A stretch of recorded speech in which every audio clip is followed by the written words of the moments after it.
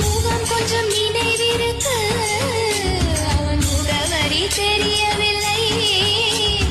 முதல் முதல் திருடியதால் என்னை முழுசாய் திருடவில்லை.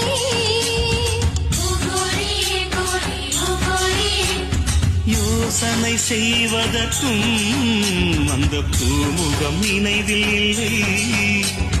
வாசலில் மறைந்து விட்டாள், அவள் வாசனை மறையவில்லை. திருடி சென்றதை திருப்பி தந்தால் அந்த இதயத்தை அவனுக்கு பரிசளிப்பேன். திருடி சென்றவள் திரும்பி வந்தால் மிச்சம் இருப்பதை மீண்டும் திருடச் சொல்வேன்.